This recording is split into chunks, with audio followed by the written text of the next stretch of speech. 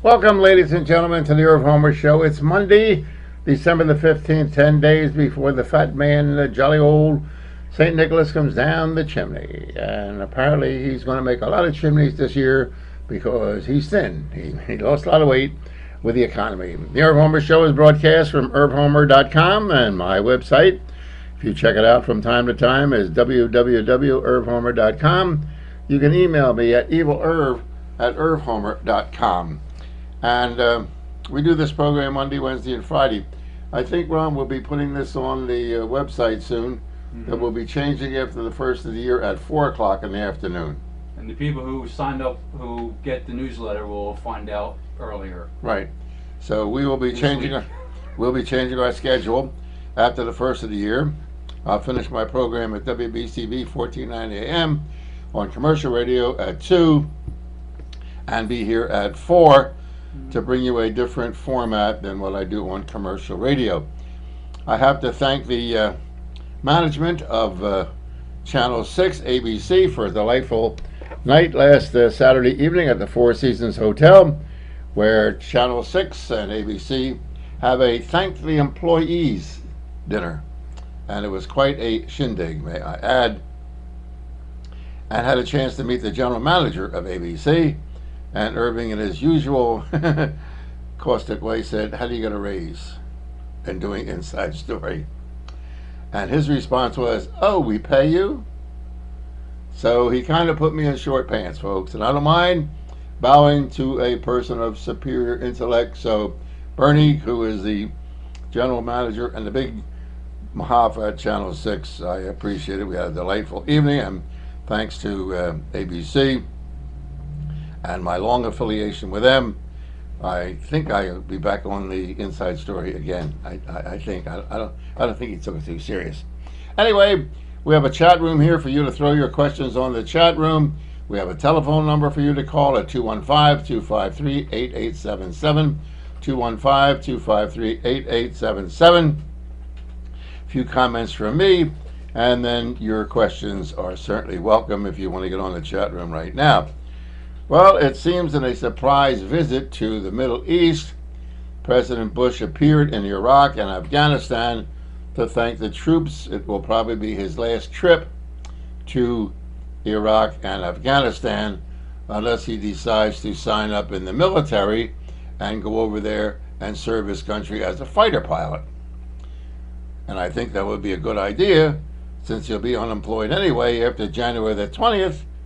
He's a fighter pilot, and he could volunteer some time over in the Middle East. I mean, if he liked the war that much, he should go there and participate in it. I don't see anything wrong with that.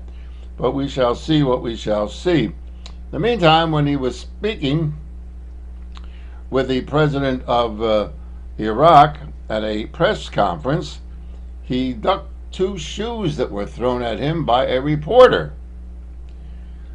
And it kind of made me a little nervous, because we have Homeland Security in America, and we're spending $1 gazillion to prevent the terrorists and the bad guys from getting to us, and yet in a press conference, where was the Secret Service to vet that audience?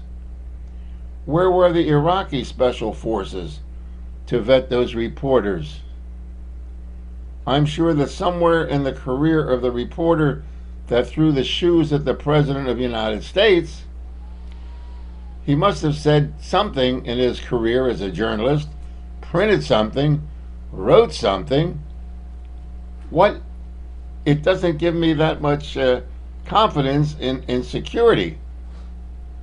And the President responded in some way, folks. I have the faintest idea. If any of you can interpret what the President said after that incident, I wish you would let me know, because I don't understand what he said. Something about a democracy, this is what you take, the First Amendment, blah, blah, blah, blah. No one in America, as much as the President has been disliked and his popularity rating is almost in the bucket, no one ever thought of throwing shoes at him at a press conference. This is an embarrassment. We're spending, and there were no comments about it that I heard today of any magnitude. So I will extrapolate on it. We, the taxpayers of America, have been paying a gazillion dollars to rebuild the country, that we freed 25 million people, Iraqis, who lived under the terrorist Saddam Hussein. Now, my argument is that somebody must have liked Saddam Hussein. And those people that liked him probably want him back again. But doesn't it seem strange to you? There's just no gratitude from the people in Iraq for what we're doing for them. We're rebuilding their country. We're rebuilding their waterworks. We're rebuilding their communication system. We're rebuilding the schools. We're rebuilding the hospitals. And we, the taxpayers, are shelling out billions of dollars every week for the last 8 years in rebuilding that country. And that's the gratitude that is shown? They throw their shoes at the President of the United States and provide him with ultimate security? Something's wrong someplace.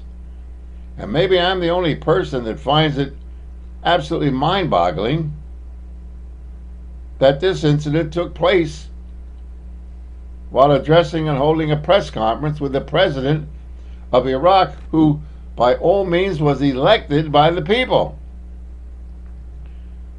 So if you extrapolate the hatred of that reporter across 25 million Iraqis, there's a lot of hatred toward America in Iraq. And I listen to the bloviators on talk radio, and I hate to beat this drum, ladies and gentlemen, but I constantly hear the prime rate caused of the recession, and people overextended themselves in credit card debt.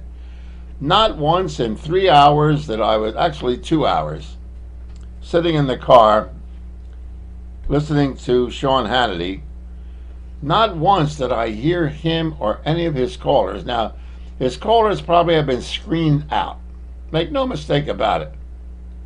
1 in maybe 30 people ever get through that have a viable argument to present to these bloviators. I don't care who they are. But wouldn't you people like to know that listen and hear the Irv Homer show? How much has this damn war sucked out of our economy?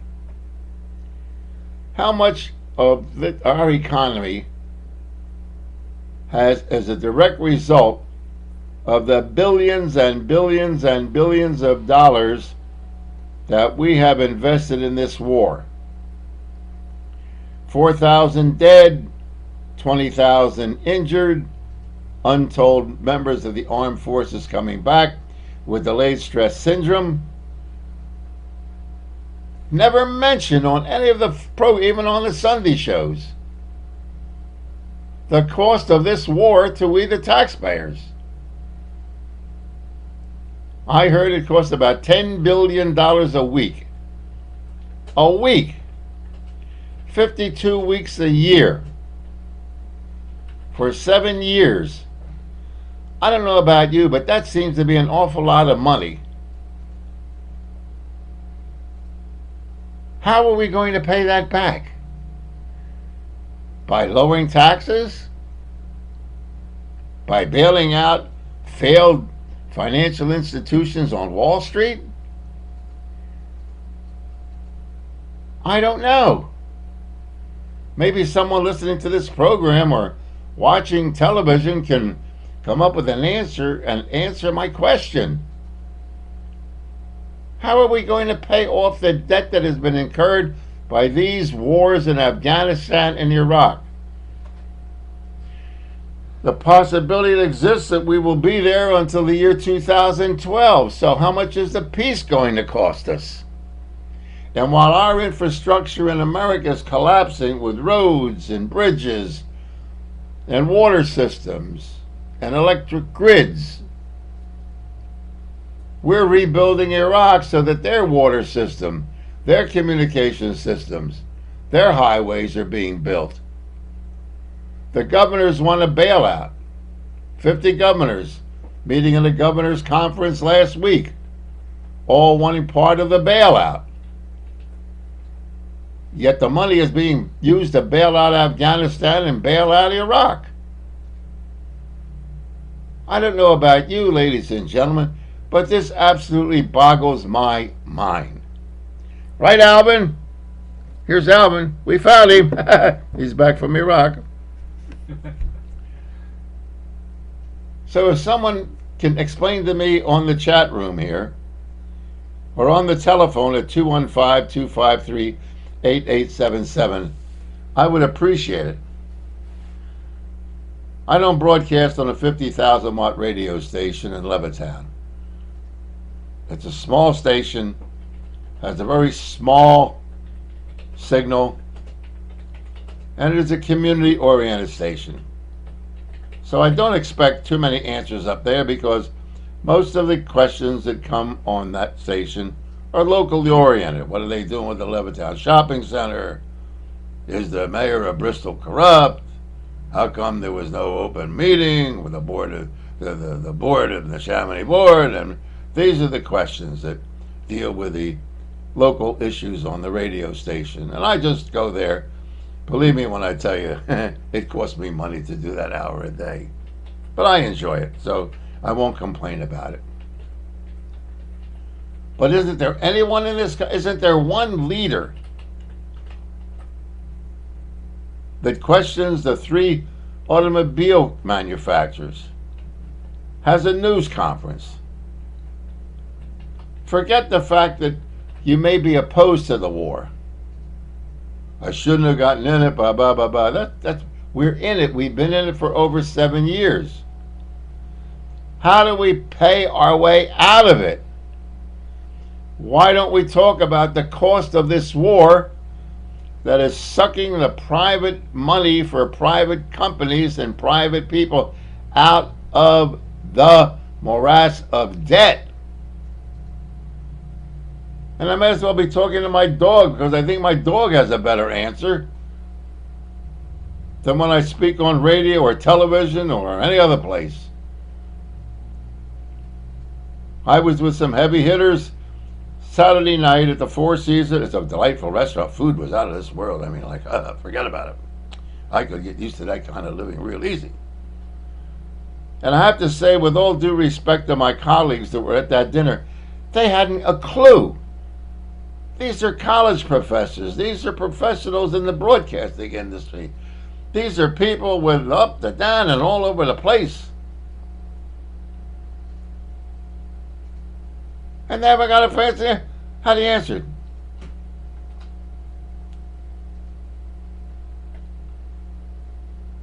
And maybe here's the answer to it here on a question on our chat room. Irv, how did so many rich and powerful people, financial institutions get taken for $50 billion by Bernie Madoff? Rich, that's a hell of a good question. Because he was one of the greatest financial con men that ever came down the pike. And he conned these people out of $50 billion. One guy, a personality-driven investment advisor who played the Ponzi scheme of taking more money and paying you something, and finally he ran out of the suckers to get their money, and he just went belly up, and everybody was hurting. And some of the people that have been hit by him, former owner of the Eagles, and celebrities, and stars, and lawyers, and doctors, people who we put our trust and faith in to invest our money with 401ks and ERAs and banking and mortgages.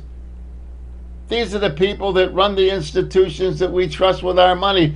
And this guy cons them out of $50 billion. They talk about the poor quality of education that our children are getting. Well, what kind of education are those people getting that could be conned by this guy in which they lost billions of dollars?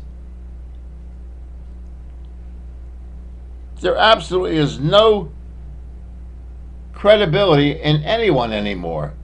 The banking industry, your financial advisor, the bank, The government? The clergy? Of raping children? Is there no moral quality or honesty left in the world of, quote, capitalism? Is it a moral deterioration? Is it greed? Is it insecurity? What the hell is it? Do you know of anybody that you trust? And I can tell you, over my career as a broadcaster on the air and enjoying a very successful broadcast career, and even today get a lot of recognition, I've been approached by widows, elderly people, young people, and I would venture to say you can throw in a lot of people in radio and television that have screwed their listeners out of a lot of money. You just don't read about it. Because people seem to have faith in a voice on the radio or a picture on television, and they fall in love with that voice or that image that they portray. But I can assure you this, that many a guy in this business has swindled their listeners out of millions of dollars in the 40 years that I've been in this business. People have come to me. One woman in particular had a sponsor that was a coin dealer. You know, bring your coming in. And she called me and she said, Irv, she said, my husband left me 6-gallon jars of coins. You know, the big gallon jar, they get pickles and stuff. And she said, what should I do with them? I'd like to cash them in for cash. Should I take them to so-and-so or so-and-so, somebody else? And I said, I have a friend of mine. I said, how much did you take this to one of these so-called guy dealers? Yes. What did they offer you? I mean, these were silver coins, silver dimes, silver nickels, India head nickels, India head pennies. Her husband just kept throwing it over the time that they were married. And I think she said $18,000. She said, that's a lot of money and I could use it now. I said, well, I know the president of the Pennsylvania Numismatic Club, coin clubs. And I said, he won't charge you anything because it's his hobby. So you can call him and talk to him. And so she said, okay. Well, it took 6 months for him to evaluate all the coins that she had. Close to 8 months. And the coin clubs that he was connected with around the country, they've got these books, you know, you've seen it, an Indian head pennies worth so much, and a thing. Well, I got a couple here in the library. And he valued it at $80,000. And that's what she got. And he would not take a penny from her. Would not take a penny from her. Now, since the dealer offered her $18,000, I could have said to her, I'll give you $25,000. She would have grabbed that in a minute, and I would have made myself $35,000. That's how Bernie Madoff got away with what he got away with. They fell in love with the guy, they fell in love with his demeanor, conned him, and they were greedy. They could have put their investment in solid investments, what they call them blue chip stock, get a minimum return, safe investment, could have gone into other arenas of investment. No, they were looking for the big kill. And he was there with the gun to shoot them. And our politicians are no smarter than the people that invested with Bernie Madoff. both the Democrats and Republicans are guilty of voting for this war every 2 years and giving a blank check to continue this war to the tune of $10 billion a week. And yet the bloviators are blaming the guy that bought a house, Jimmy Carter, who said that every person in America who works should own a home, and set some of the liberal credit policies that they fell victim to. But not one of these people have ever asked the question of what is this war costing us and how do we bail out of it? Let's go to our chat room, ladies and gentlemen. Irv wasn't the head of the Russian Orthodox Church, Alexa, who just died, head of the KGB, Bob from Memphis. No, he was not the head of the KGB, Bob. He was the religious head of the KGB. The Russian Orthodox Church under the Soviet Union, the head of the Orthodox Church, Alexa, was a KGB agent, exposed in total by a fundamentalist Christian minister, Carl McIntyre, who I knew personally. He exposed him to Congress. He had a visa to go anywhere in the United States, respected by the National Council of Churches. And Bob Edgar was the first Democrat congressman ever to be elected in Delaware County. And as a congressman, Bob welcomed Alexis from the KGB, the Russian Orthodox Church. They spied on us. He sent back information. He duped many Catholics, many Protestants, didn't do anything to the Jews because the Jews didn't trust Russia. But they didn't listen to the Jews in America that this guy was a KGB agent. They didn't listen to Carl McIntyre, a fundamentalist Christian minister, who said he's a KGB agent. You don't entertain KGB agents because they've got clerical garb on them. And I screamed on the air about it, and people thought I was nuts. But when they built the American embassy in Moscow, the new embassy about 25 years ago, they found 300 bugs. And it cost the American taxpayer $300 million to build that embassy in Moscow. And while they were building it, they put 300 bugs in it. And what happened? They had to tear it down. We lost $300 million building an embassy in Moscow that was bugged by the KGB. And Mr. Vladimir Putin, who was the president of the Soviet Union at the time, wasn't the prime minister. We heard about the prime ministers. They're the ones that came to America. But he was their head.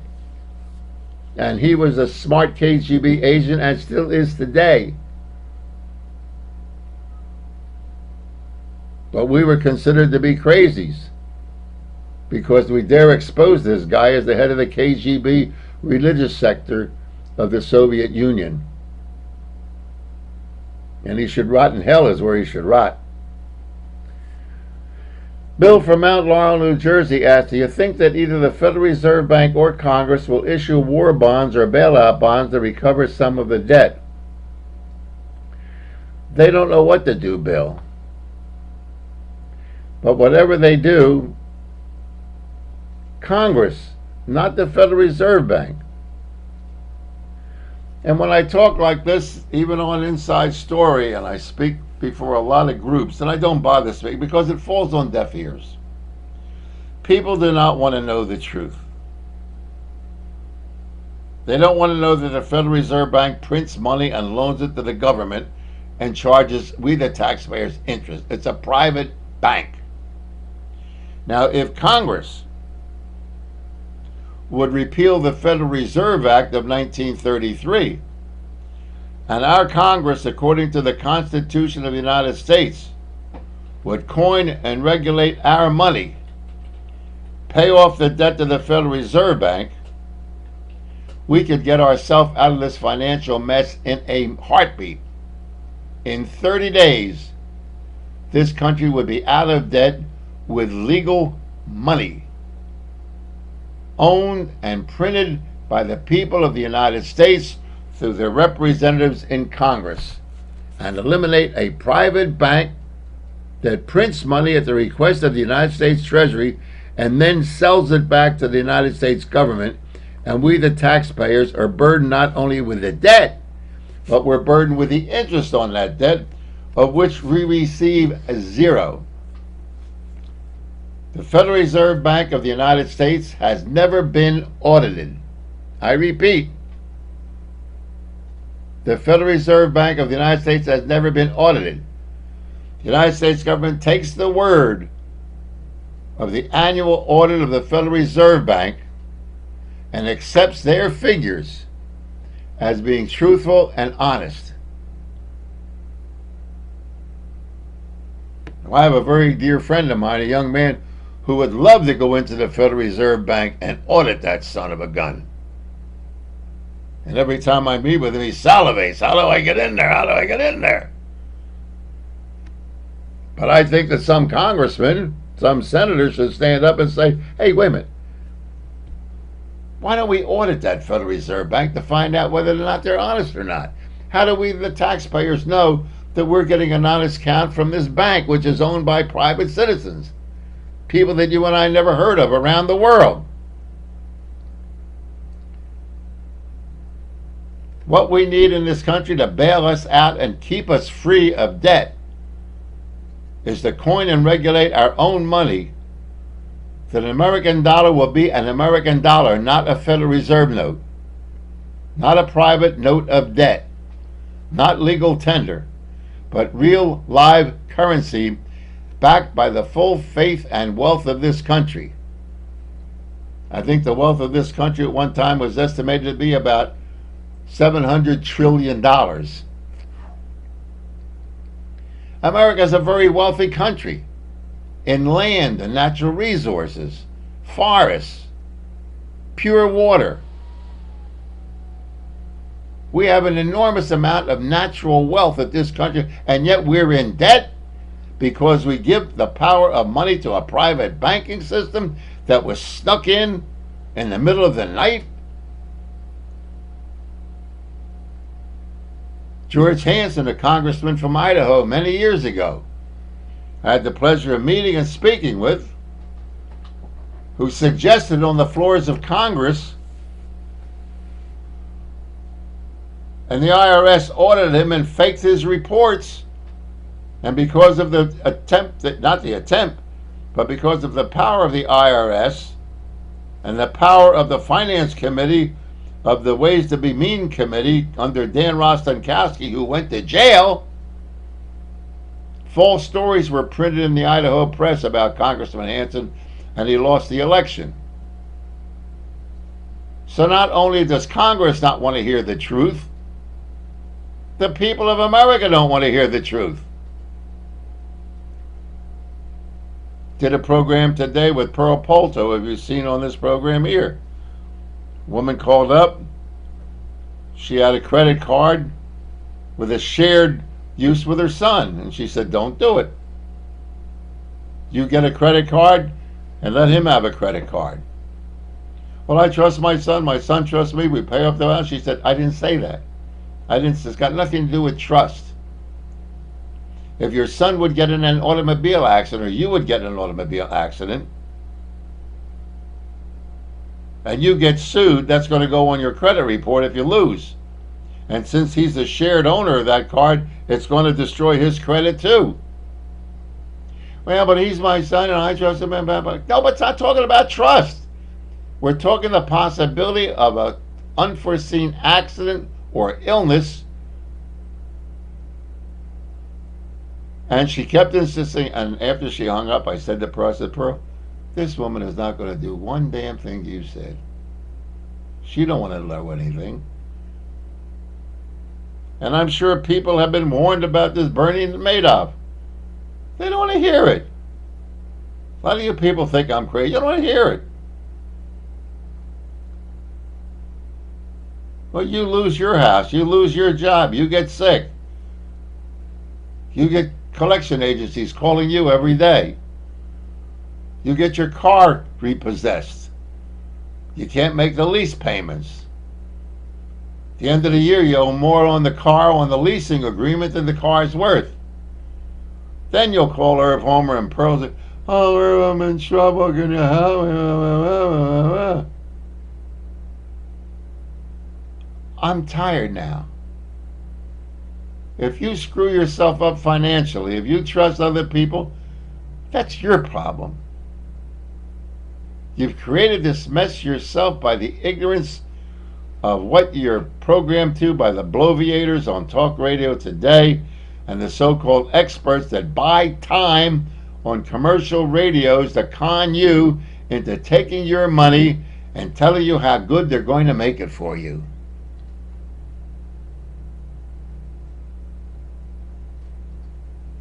And so the problem is that if you don't know your rights, you don't have any. If you're ignorant of how money works and how to protect yourself and learn your own means of security, you're in trouble. Question on our chat room. Our telephone number is 215-253-8877. Irv, as I understand it, Madoff was leveraging his company approximately $17 billion, 3-to-1, hence the loss figure of $50 billion, and we, the taxpayers, are now engaged in bailing out some of the banks that took these deals. No question about it. He leveraged that $17 billion up to $50 billion. He cooked the books with the cooperation of somebody, I don't know who it was.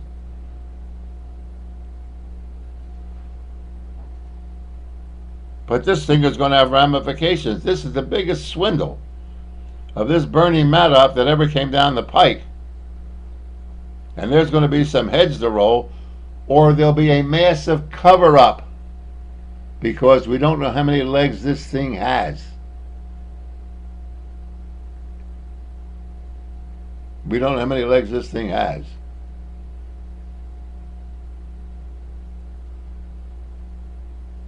We're talking about bailing people out. None of folks that are in business felt bad about the Small Business Administration bailing you out to get into business. Nobody considered the FHA, the federal government, backing mortgages so you could buy a home, bailing you out because you didn't have enough money yourself. So the government has been bailing out over and over and over again small business loans, college loans, and grants. The big thing now in Philadelphia is the tax abatement. They were going crazy with some of the developers in Philadelphia. Build $1 million condominiums with a 10-year tax abatement. If you can afford $1 million condominium, ladies and gentlemen, what the hell do you need a break for in your taxes? But these guys were so politically connected with Philadelphia City Council. Tax abatements all over the place. So you got a lot of buildings, and you got a lot of homes, and you got a lot of, but you're not making any money out of them.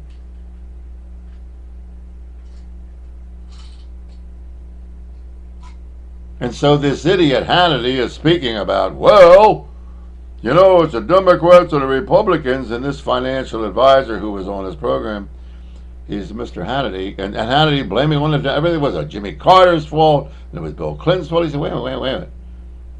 It was the Republicans who wanted deregulation under Ronald Reagan.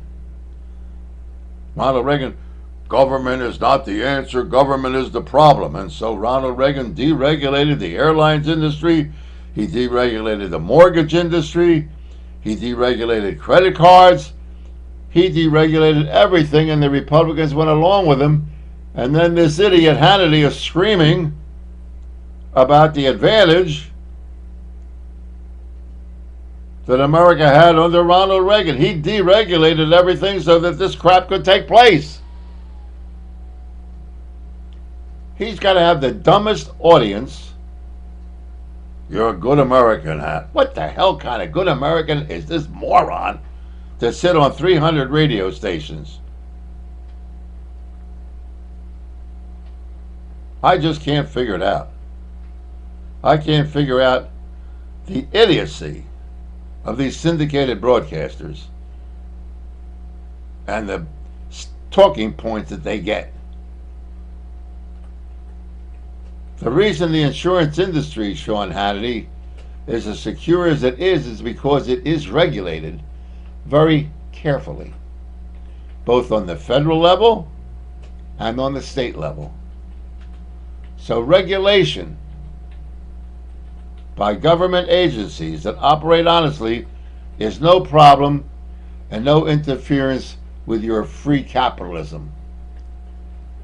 But when you deregulate a bunch of sharks and you tell them sharks you can swim in any water you want to now because we need free capitalism, as Sean Hannity's constantly advocating, that moron, this is what you get. They used to call them loan sharks. So they put the organized criminals out of business, the quote mafia out of business, and the government took over being the mafia instead. They didn't like the competition. So when you listen to people, be a little more selective and question, what the hell are they saying?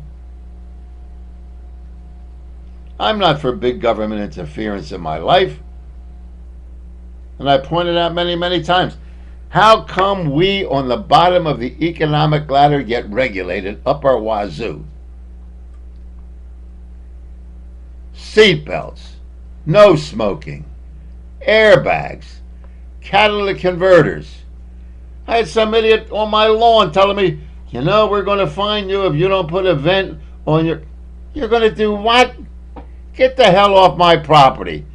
$1.75 vent cap was the wrong cap because some idiot in the township passed an ordinance it should be vented sideways, not from the top because the grass may go down.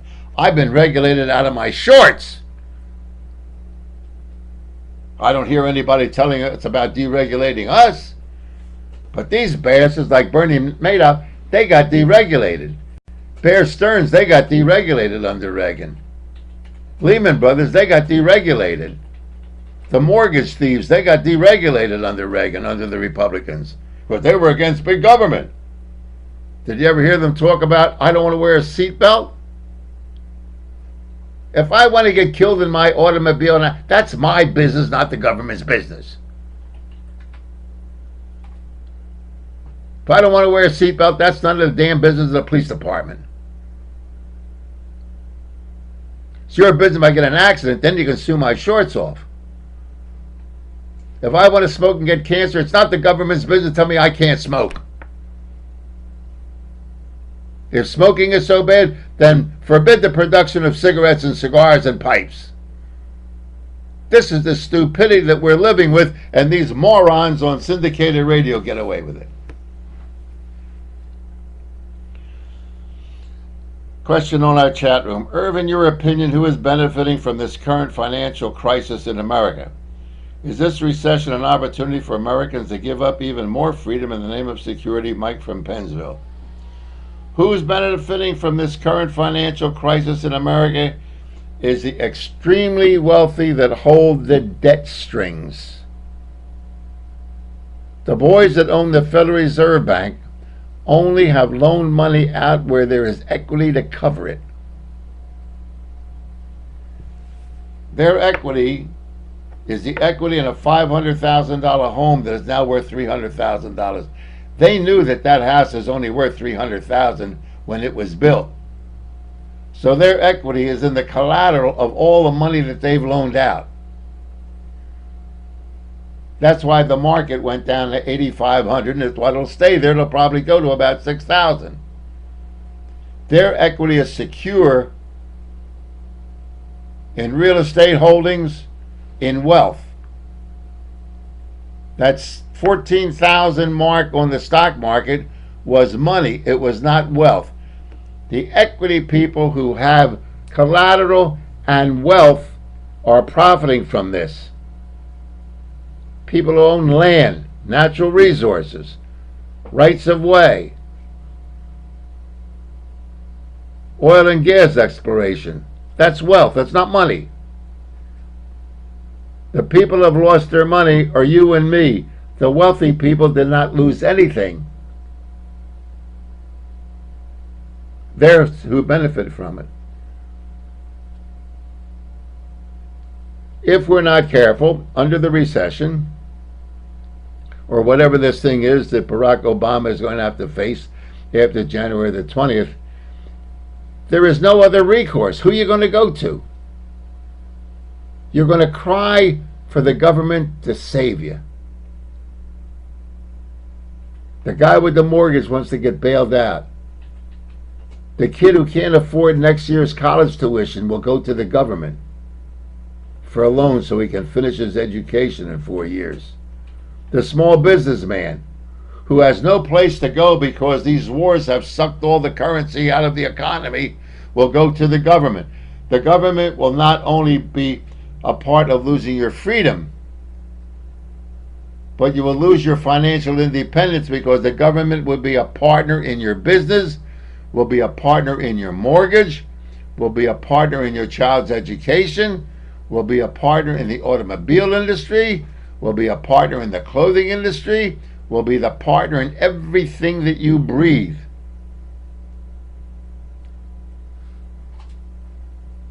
That's where you're going to lose freedom. There are more than one way to obligate people to lose freedom than just being handcuffed.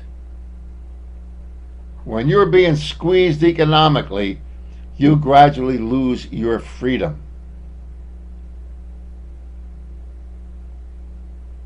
You're not free to take a vacation if you don't have the money. You're not free to buy a car if you don't have the money. You're not free to go to college if you don't have the money. The Aborigines in Australia, they're free people. They own nothing. They want nothing from the government. They live off the land. They're free because they don't have a partner with the government. They don't go to the government. The Amish are free people. They don't want Social Security. They don't want your Medicare. They don't want your building loans. They don't want nothing. They do it themselves. They're free. And freedom comes in many ways, as I said. There are people in prison today whose minds are freer than yours. So they're locked up in a cell, so they're handcuffed, so they're taken to an exercise room. But their minds are free. You can't imprison a person's ability to think. But when you're desperate, you'll give up your mental freedom, you'll give up your financial freedom for security. Well, I think the government and the financial investors have proven to you how concerned they are about your freedom. I'm Irv Homer, is who I am. We're broadcasting from irvhomer.com. My website is www.irvhomer.com. My email address is evilirv@irvhomer.com. And it's brought to you through the technical skills of RGH Computer Services. For all your computer needs, problems, give them a call at 215-322-8685. 215-322-8685. I constantly hear, in fact, I heard from a group of engineers in the broadcasting industry the other night, Irv, we need you on our station. And I said, then when's the last time you spoke to the program director or told your people? I swear to God, I hope I drop dead if I'm lying. I never applied for a job in radio. I never applied for a job in television. I never applied for any job, anywhere. So if you want me to appear on a major market station, you call the program director. at the radio stations. You call them. Don't ask me why I'm not there. You call them yourself. You know the talk stations in the Philadelphia market. Howard, good evening. How are you? Good morning, wherever you are. Well, I'm still in Thailand. Years ago, the vice president of the Federal Reserve used to get on radio. He was on WHAT. He did, I think, DB. He did several of the talk radio stations, and he gave interviews about how wonderful the Federal Reserve was. And I used to call up and tear this guy a new one, but craftily. Wasn't rude or anything like that, but I would call him up and I would say, Mr. Vice President of the Philadelphia Federal Reserve, I have two questions for you. They can both be answered with a yes or a no. I am holding a Federal Reserve note in my hand. It's got a 1 on it as its denomination. Is it lawful? And is it money? Two questions. And he would always respond, well, you can buy things with it. And I said, well, okay, but that wasn't my question. My question was it lawful? And my second question was it money? Can you answer yes, that yes, it's lawful, and yes, it's money? And he says, well, you can go to a store and you can give it to them and they'll give you something for it. And I said, you're on a 50,000 watt radio station. And I've just asked you two simple questions that you ought to be able to answer with a yes or a no. And everybody sitting here listening to this radio station has got to now start scratching their head and think, why won't he answer such a simple question with a yes or a no? So let me give you another chance at taking a foot and putting it back in your mouth, and I'll ask you again. And I said, I'll keep asking this until they either hang up on me or you answer yes or a no. I'll give you a guess, however, as to which one's going to come first. But you keep not answering my question, and you'll create people that for a short time will wonder what happened. Why won't you answer it? Years ago, I collected stamps, always collected stamps. And I went and I bought a thing of dollars from one of the online shopping services. They had something going on. I picked it up. And I used it as a discussion tool with people because I had older dollars in there. I had the $2 and the $5 United States note that Kennedy printed that likely got him killed. And I also had older Federal Reserve notes that used to say that this note could be redeemed in lawful money. Of course, I wondered what was lawful money. Because if what I had in my hand could be redeemed for lawful money, then I must not be holding lawful money. Because otherwise, why would they write that on there? They're going to give me something else. Well, those words lawful money disappeared, of course, from the moniker, and now we have legal tender for all debts public and private. And unfortunately, there's a short list of people that know what that means. It's debt money. I know what it means. I know that they're printing it out of thin air. I know that they continue to print it out of thin air, and they're going to print it until we have a dollar devaluation. Maybe a voluntary devaluation, because I just heard that rumor from somebody who's into gold that he thinks that there might be a dollar devaluation in this country. Well, I don't know what's going to happen with everybody in America. And my father even says to me, well, that's okay, because I'm not buying anything outside the country. And I asked my father, well, tell me what it is that we make in America that you can buy with your dollars that will only have any value here in America. And if you can find something that we make in America, why don't you let me know where they get all the raw materials for it, because I'll bet you it ain't coming from America. It's coming from somewhere else. And remember my joking with the lady, the credit lady, and I said I wanted to go buy a yuan tree for Christmas? Well, I'm not joking. Those are the people that have industry. They've got factories all over the place, and they've got people that manufacture. Not people that sit around collecting welfare checks, not people that sit around in the financial industry grabbing everybody's money. They make things. So what is your come to shove? So what is your prediction, Howard, after the president-elect gets sworn in? In my position on what? What is your look into your crystal ball and tell us how you feel or what's going to happen after Barack Obama gets sworn in. The first 100 days, Okay. the first 100 days of a new presidency is where most of the legislation is suggested or put through or then debated for the next 4 years. Yeah, all right, here's what I think is going to happen. I can tell you right off the bat, here's what's not going to happen. He's not going to roll back any of the unconstitutional things that Bush has done through either executive order, and I got a question about executive orders that you might know the answer to. But let me answer your question real quick.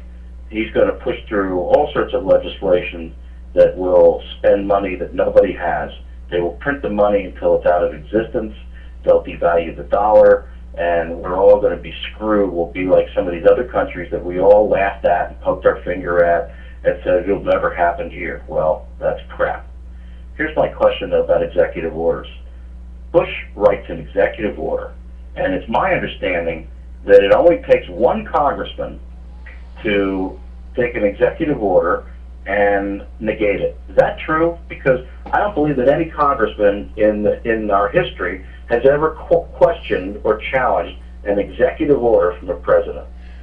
One judge, not a congressman, one federal judge can institute an injunction against an executive order. Why do you think that no judge has ever done so? Because most judges are appointed on the federal level, whether they be appointed by a Democrat or a Republican, Howard, and it's a lifelong job. Why should they shoot themselves in the leg? And why a congressman or a senator wouldn't do it is because the power of the presidential purse. If the president runs into too much opposition from a congressman or a senator, that is an individual, and I don't mean, a coalition, but that guy will never get a dime from the federal government for any highways, any bridges, any infrastructure that he will need, and as a result would be voted out of office the next time. The President of the United States, when it comes to handing out perks, is like the executive head of these automobile companies.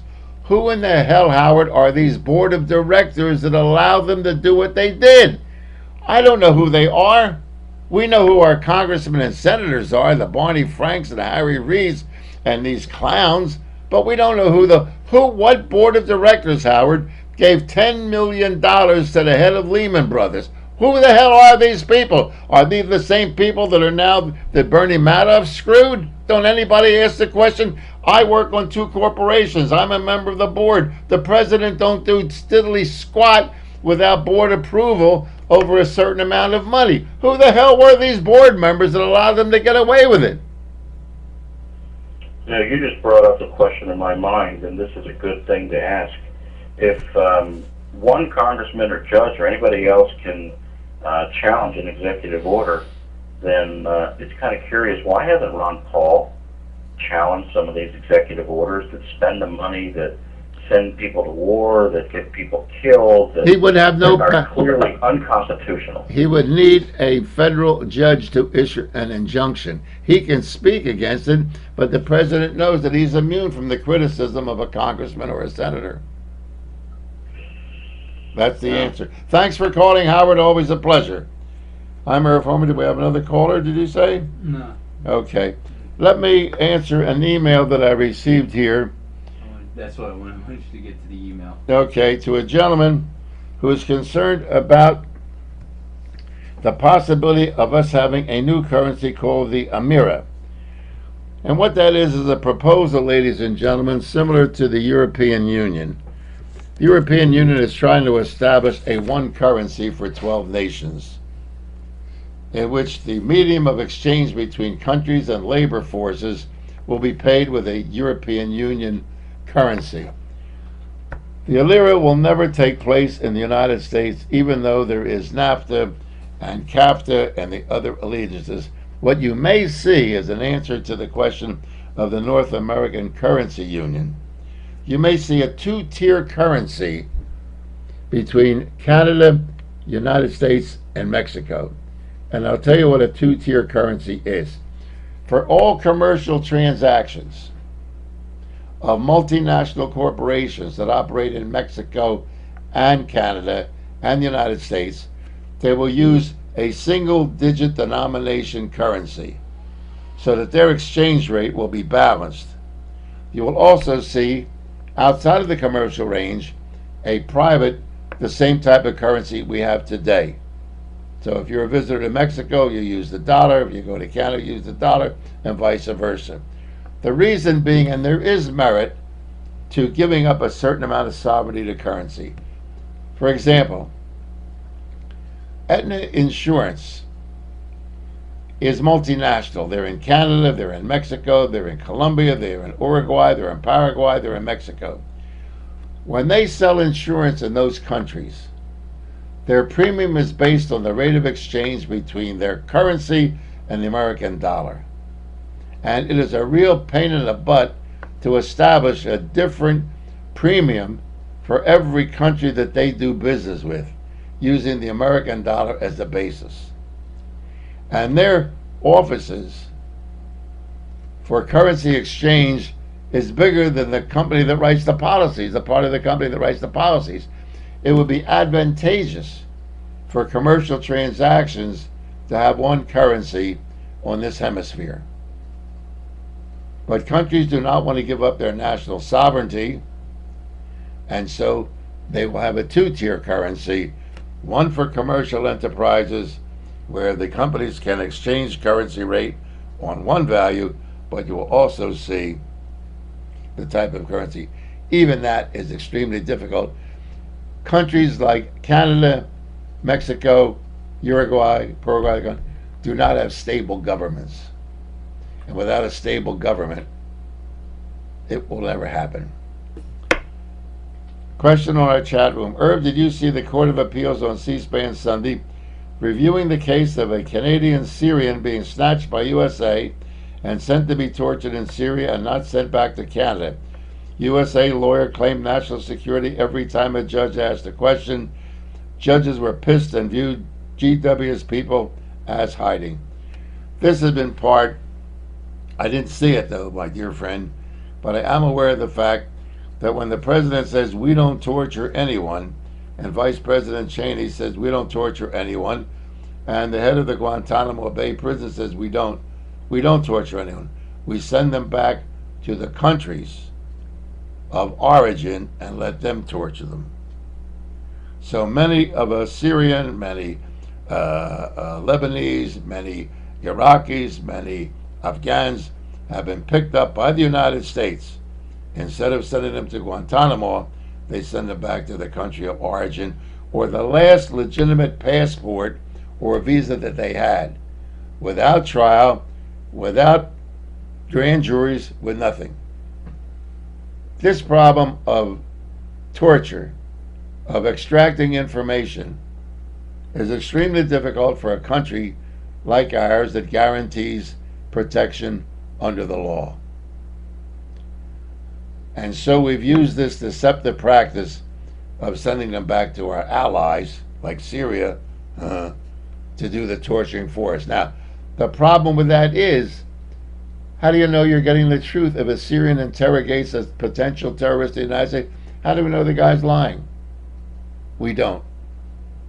But it's feel good. We're getting information. I can assure you from the experience I've had in the military, torturing does not give you valid information. The only thing that gives you valid information is your own intelligence. And when President Bush dismissed 130 gay and lesbian Arab interpreters from the military because they were gay or lesbians, he should have been impeached from office. We do not have linguists that are Americans. We must hire our so-called allies who were previously our enemies. And why do you think we've got so many Koreans in this country, and Vietnamese, and Panamanian? They worked for us in Vietnam. They worked for us in Korea as interpreters. If we would have left them there, they'd have killed them.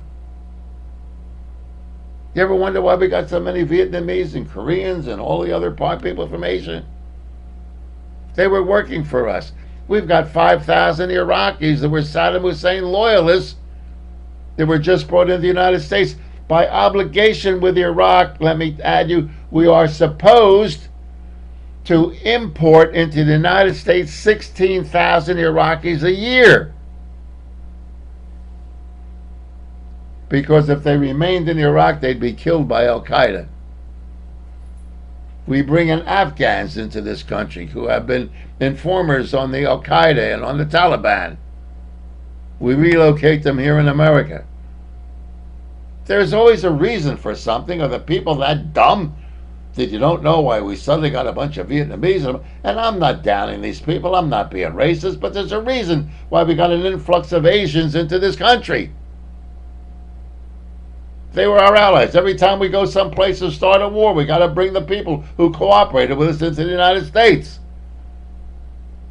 Now Iraq is angry because we only brought 5,000 in this year. We were 11,000 Iraqis short.